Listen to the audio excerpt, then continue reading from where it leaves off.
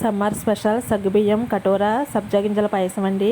దీనికోసం ముందుగా ఒక గిన్నెని వేడయ్యాక అందులోకి సగ్గుబియ్యం వేసి ఇలా వేయించుకోవాలి. నూనె కానీ నెయ్యి వేయవలసిన అవసరం ఏమీ ఉండదు. ఇవి పాప్కార్న్ వేగినట్టు వేయించుకోవాలండి. చూడండి ఎలాగా వేగుతున్నాయో, ఎలా పొంగుతున్నాయో చూడండి. ఇలా అయిన తర్వాత సరిపడగా వాటర్ పోసుకొని ఉడికించుకోవాలి. ఈ సగ్గుబియ్యం మనం ముందుగా నానబెట్టి ఉడికించుకోవడం కన్నా ఇలా ఒక్కసారి వేడి చేసుకుని ఉడికించుకుంటే చాలా తొందరగా ఉడుకుతాయండి. ఈ సగ్గుబియ్యం ఉడికిన తర్వాత ఇందులోకి సరిపడగా బెల్లం వేసుకున్నాను. బెల్లం కానీ పంచదార కానీ ఏదైనా వాడుకోవచ్చండి. ఈ బెల్లం కరిగాక ఇలాచీ కూడా వేసి పక్కన పెట్టుకున్నాను. తర్వాత ఈ పాయసాన్ని ఫ్రిడ్జ్లో పెట్టుకున్నాను.